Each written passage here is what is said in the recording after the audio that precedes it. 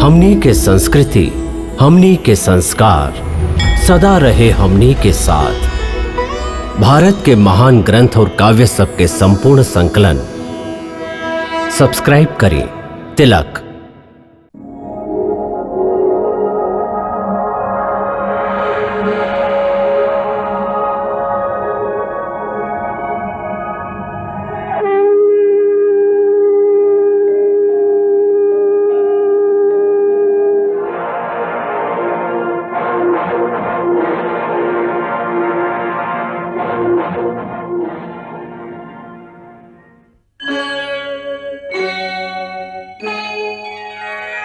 कृष्णा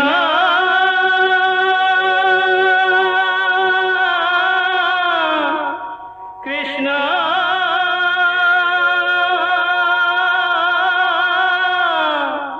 हरे कृष्णा हरे हरे।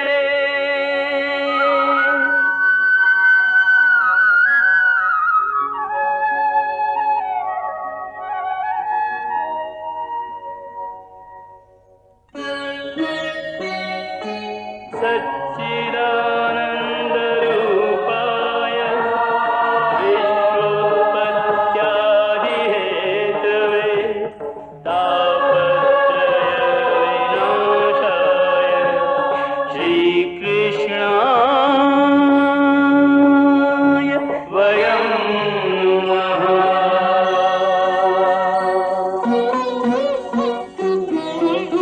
श्रीकृष्ण गोविंद हरे मुरारे, हे नाथ नारायण वासुदेव। हरे कृष्ण राधे राधे कृष्ण कृष्ण हरे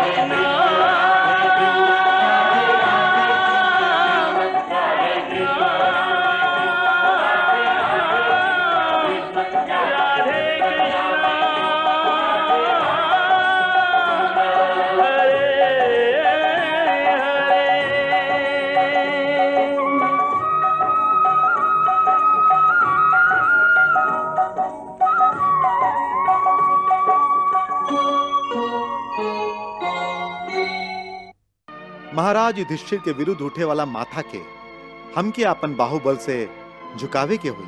हाँ, और सभे राजा के माथा के महाराज युधिष्ठिर के चरण में झुका के अश्वमेध यज्ञ के संपन्न करे के हुई। आपके आज्ञा के पालन हुई भगवान। अब आज्ञा देही बड़का भैया।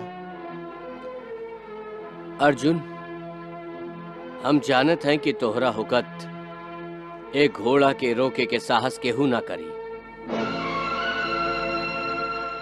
फिर भी यदि युद्ध अनिवार्य भइल तो युद्ध जरूर करी हा। हम ऐसा नहीं करब बड़का भैया। जा अर्जुन, विजयी होखा।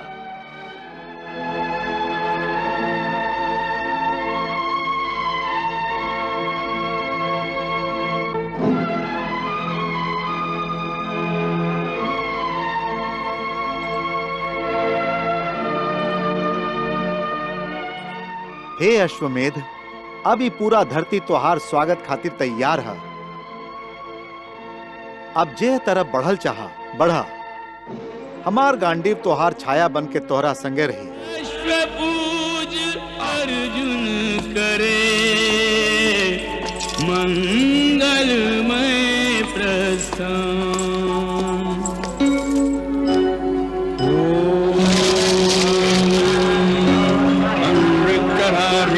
सन्तु बन्धः ये भी सखायो यन्तु वरेण्यं समर्यमातं भगुनो निलीयात् संजासपत्यं तुयमस्तु देवाः संजासपत्यं तुयमस्तु देवाः। पांडुकुल कीर्ति बढ़ाने को निकला अर्जुन विजय ध्वजा चहुं दिश फहराने को। निकला अर्जुन विजय ध्वजा चहुं दिश फहराने को। जला अश्वमेध के हेतु पार्थ हो अश्वारूढ़ चला। अश्वमेध के हेतु पार्थ हो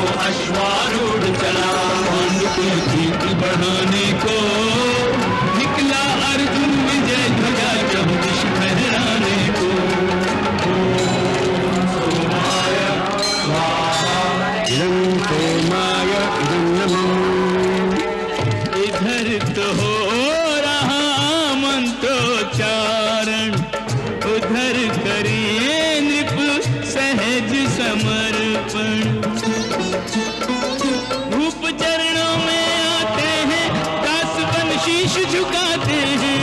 भेंट सेवा में लाते हैं, यशोधन बढ़ते जाते हैं। अष्टमेध का यज्ञ जब हो निर्विघ्न समाप्त, दिग्विजयी राजा करे चक्रवर्ती पद प्राप्त। हस्तिनापुर में हर्ष भारी, जय अर्जुन जय धर्मराज बोले सब नर नारी। जय अर्जुन जय धर्मराज बोले सब नर नारी।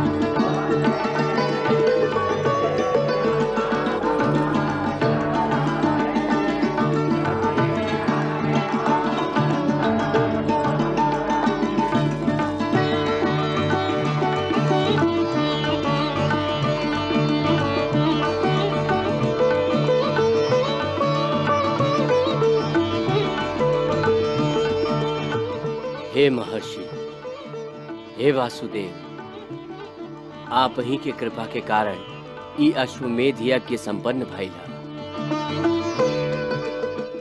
अश्वमेध के दक्षिणा में पृथ्वी के दान ही शास्त्र में लिखल है। यही से धनंजय अर्जुन जे धरती जीत के आयल बाड़न, उस संपूर्ण पृथ्वी हम आपके अर्पण करत हैं। हे धर्मराज, हम ब्राह्मण के पृथ्वी के का लाभ, धरती तर राजा के ही सुहाला। तू राजा बाड़ा और राज्य कई प्रजा के पालन कई तो हर धर्म है। ऐसे तू जे धरती हमके अर्पण कैले बाड़ा, हम तो उनके वापस कर रहा है। अब यह पृथ्वी पर तू ही राज करिया।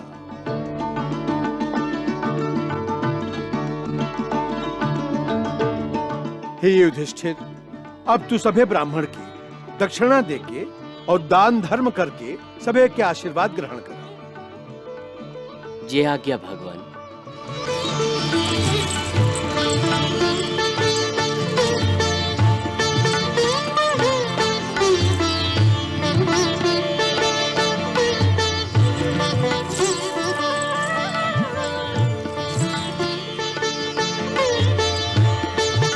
आप जैसन दयावान राजा ये पृथ्वी पर दूसर केहू ना हा।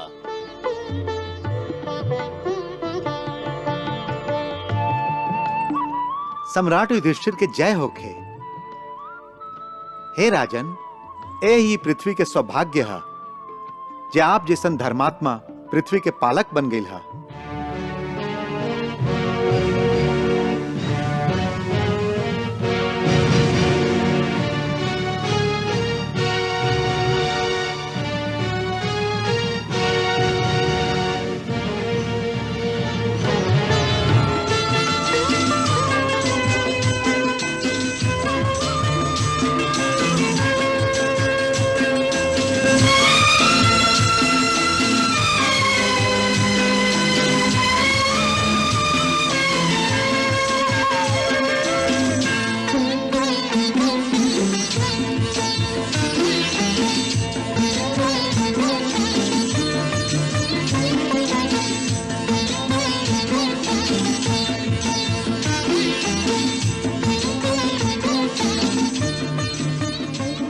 लाखों लोग भोजन करके जा रहल बाड़न। दरिद्रन दुखियन सभे के पेट के आग बुझा गईल ह, मन तृप्त हो गईल ह। सचमुच महाराज युधिष्ठिर पुण्य आत्मा बाणन, पुण्य आत्मा।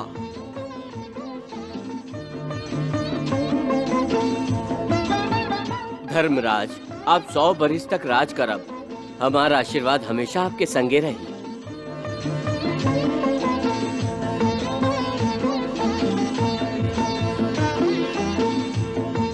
ऐसन धर्म के काम त खाली धर्मराज युधिष्ठिर ही कर सकेलन। धन्य है धर्मराज, धन्य है। कई लोग सच कह रहल बाड़न, सच ही तो कह रहल बाड़न, सच ही कह रहल बाड़न। हाँ, इस सभी ऋषि भी कह रहल बाड़न। ऋषि भला झूठ बोलेलन? हाँ, ये सब सच है। हमरा जैसन महान, दयालु और दानवीर केहू दूसर राजा ए पृथ्वी लोक पर बाही ना। हम ही धरतीवासियन के तारक हैं और हम ही लोगन के पालक हैं और हम ही लोगन के भगवान हैं, हम ही लोगन के ईश्वर हैं। हे अंतर्यामी, धर्मराज के अंदर के ये बात सुन रहल है ना आप? प्रभु, ये आपके कैसन लीला है? युधिष्ठिर जैसन स्थिर बुद्धि वाला, जब विनम्रता के मूरत रहे, वो अहंकार के अधीन हो गई है। महर्षि वेदव्यास मनुष्य के विकार के अधीन होकर सहज ही है। वो अपना आप के पृथ्वी के पालक समझ रहा है, ईश्वर से बराबरी करे के धृष्टता दिखा रहा है। प्रभु, युधिष्ठिर आपके भक्त है, रिश्ता में वो आपके बड़ भाई है, का आप ओकर अहंकार के नाश ना करब? करब, जरूर करब।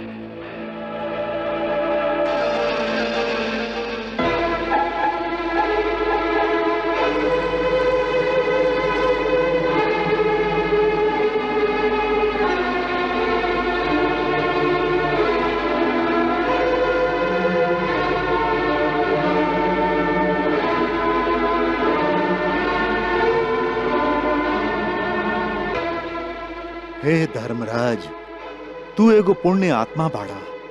तू निस्वार्थ बुद्धि से जे अन्न दान कैले बाड़ा, वैसन आज तक केहू भी ना कैलस। भगवान तो के हजारों बरिस के आयु देस। सांच बोल गईलन ब्राह्मण देवता। हमरा जैसा निस्वार्थ देवे वाला केहू दूसर नहीं खे।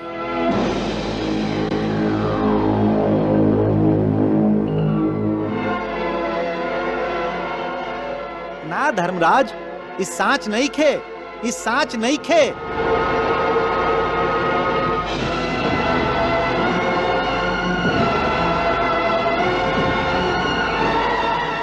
इस साच नहीं खे।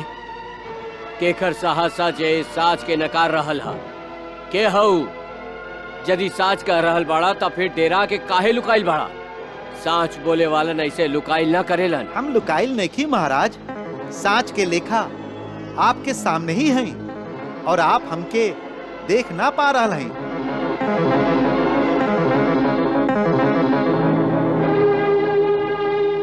अरे, बोले वाला नेवला, वो भी आधा शरीर सोना के।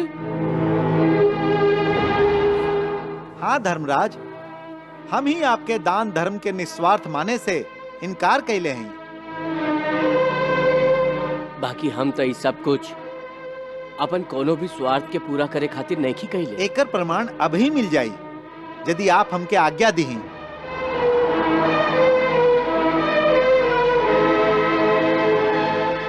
आज्ञा।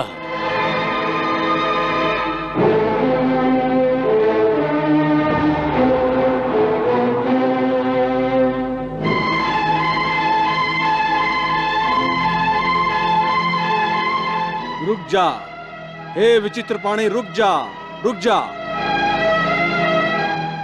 आप एगो नेवला होके भी मनुष्य के भाषा में बोल रहा हैं। जरूर आप कोनो महात्मा हैं। बाकी आप भोजन कैले बिना कहां जा रहा हैं? यदि आप भोजन कैले बिना यहाँ से चल गईली तई धर्मात्मा पांडवन के अपमान हुई और आप ही तो आज्ञा मंगले रही भोजन करे के। हम युवा भोजन करे ना, ये यज्ञ के महानता के परीक्षा करे आयल नहीं। तो फिर कर ले ली आप परीक्षा। हो गई आपके एह यज्ञ के महानता के परिचय।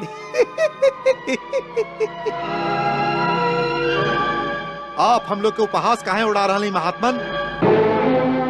ऐसे कि जौन यज्ञ के आप महान समझ रहे हैं, वो यज्ञ महान नहीं खे। हे नेवला, तू हम लोग के और हम लोगन के यज्ञ के अपमान कर रहा बाड़ा। अपमान ना वायुपुत्र, हम आपके सच्चाई बता रहा हैं। महाराज युधिष्ठिर के ई यज्ञ महान नहीं खे। महान नहीं खे? ये आप का कर रहा है? यज्ञ खातिर धर्मानुसार जे कईल जाला वो सब हम कइले हई। हम सभे ज्येष्ठ और श्रेष्ठ व्यक्तियन के विधिवत पूजा कइले हई। मंत्र के आहुति के संगे अग्नि के हवन कइले हई। दान दक्षिणा देत समय हम कभो अपन हाथ पीछे ना खींचली। हमार दान दक्षिणा से आपन झोली भरे वालन सभे प्राणी लोग ए यज्ञ के महानता के एक सुर में गुणगान कइले बाड़न। और आप कह रहल हई कि ई यज्ञ, ई दान महान नहीं खे तुच्छ। धर्मराज, आपके यज्ञ के कारण सभे के मन के संतोष प्राप्त भइल होई। बाकी यदि ये यज्ञ महान होइत तो हमार आधा शरीर जे सोना के ना हा, वो भी यह यज्ञ के कारण सोना के बन जाइत।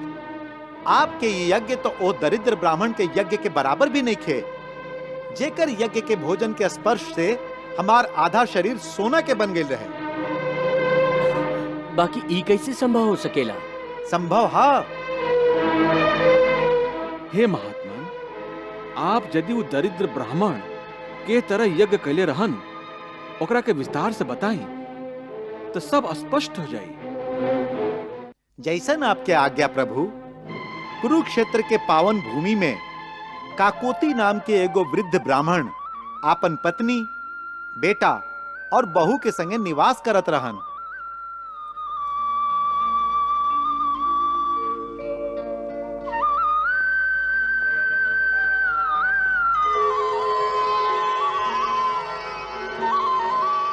हे प्रभु, तोहार बहुत कृपा है। आज तक कोनो भी याचक हमार द्वार से खाली हाथ न लौटल। एकरा आगे भी केहू भी याचक खाली हाथ न लौटे, बस इहे हमार आपसे विनती है। हर समय कहवा एक समान रहेला। निरंतर बदलाव के ही दूसर नाम समय है। कुछ बरिस के बाद समय कुछ ऐसन पलटा खैलस कि हरल भरल खेत वीरान हो गई। न जानवरन खातिर घास बचल, न इंसान के पेट की आग बुझावे खातिर अनाज ही रहल। ऐसन सूखा पड़ल कि हर तरफ भूखमरी ही भूखमरी रहे। काकोती के घर में भी अनाज के एगो दाना ना रहे। ओकर जीवन में एक समय ऐसन भी आयल कि 6 दिन से पूरा परिवार एगो अन्न के दाना तक ना खैलस। काकोती और ओकर परिवार भी दरिद्रता के अंत तक पहुंच गई रहे। बड़ा ही मुश्किल से खेत की मिट्टी खंगाल खंगाल के काकोती सेतु दाना के बीज ले आई। बहुत मुश्किल से 6 दिन के बाद एक समय के भोजन तैयार भइल।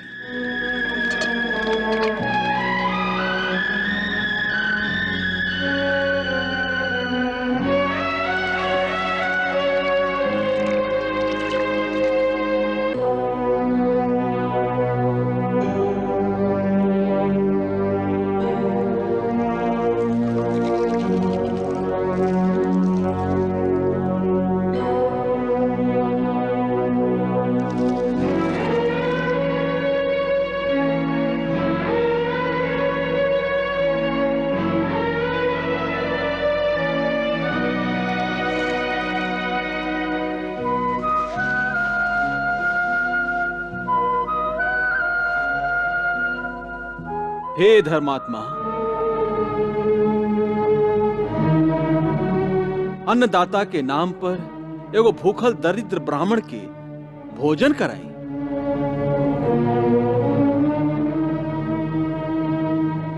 अन्न के दान करके पुण्य कमाई। भूखल ब्राह्मण के आशीर्वाद ले ली।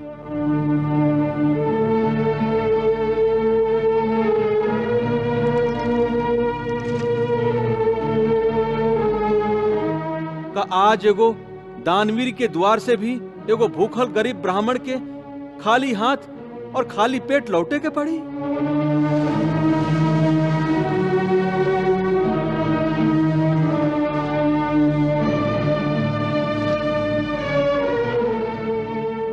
हे महोदय, आप एक घर के स्वामी हैं। हम आपके घर में एगो अतिथि बन के आयल हैं। सुन ले रही कि आपके द्वार से कबो केहू खाली हाथ ना लौटल। बाकी आज देख ले ली, जे सुन ले रही वो झूठ रहे। महात्मा लोग ठीक ही कहले हैं, मनुष्य के कान से ज्यादा आंख पर विश्वास करे के चाहिए। रुक जाई विप्रवर, रुक जाई। आज तक केहू भी हमार द्वार से ऐसे निराश होके ना लौटल। आई, हमार घर में आपके स्वागत है। आपके सेवा के लाभ हमके मिलल, हम धन्य हो गईली। आई। कृष्णा